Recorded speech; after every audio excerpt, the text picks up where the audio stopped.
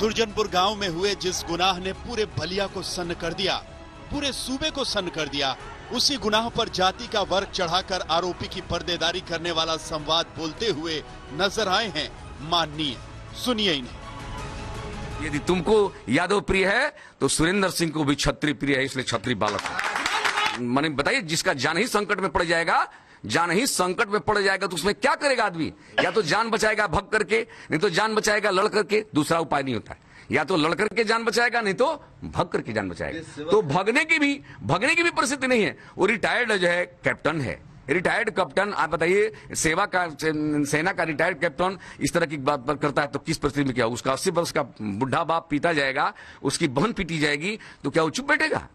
तो अखिलेश, तुमको यादव प्रिय है तो हमको भी अपना प्रिय है, हम सबको प्रिय है। इसकी जरूरत होगा तो कुछ भी तिलांजलि दी जा सकती है। न पद का ख्याल, न कद का और न हद का।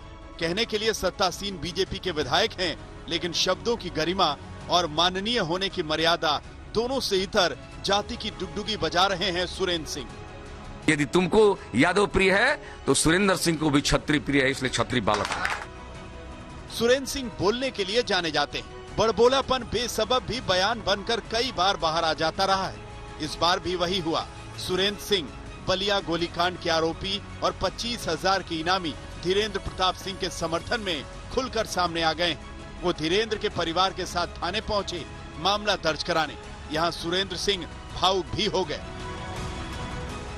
तो सुरेंद्र सिंह खुल्लम खुल्ला ऐलान कर चुके हैं कि आरोपी क्षत्रिय है, इसीलिए वो क्षत्रिय धर्म निभाते हुए उसके समर्थन में खड़े हैं। मगर अकेले बीजेपी के विधायक ऐसा नहीं कर रहे।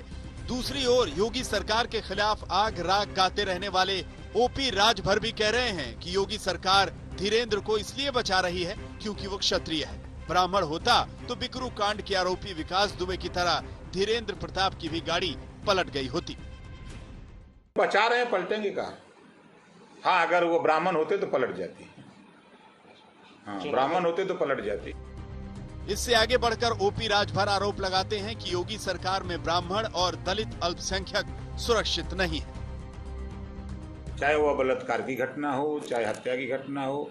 आपने बलिया के जिक्र किया, मुझे तो आश्चर्य हो रहा है कि जिसकी भी सरकार होती है उसके सरकार पे पुलिस उसके इशारे पे काम करती है। आज बलिया की घटना में साफ साफ जाहिर है कि अपराधी को संरक्षण देने का काम सरकार कर रही है।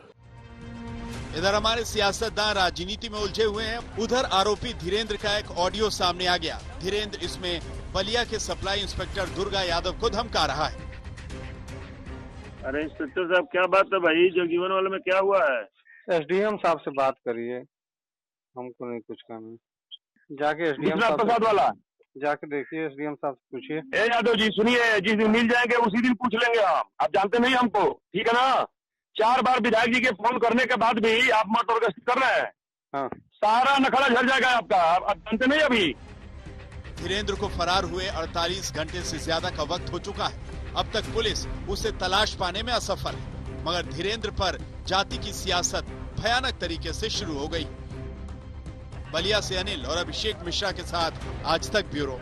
नमस्कार, मैं हूं अंजना ओम कश्यप। हमें उम्मीद है ये वीडियो आपको पसंद आया होगा। लेटेस्ट खबरों के लिए यूं ही देखते रहिए आज तक, और इस वीडियो के पसंद आने पर लाइक, शेयर एंड सब्सक्राइब करना ना भूलें।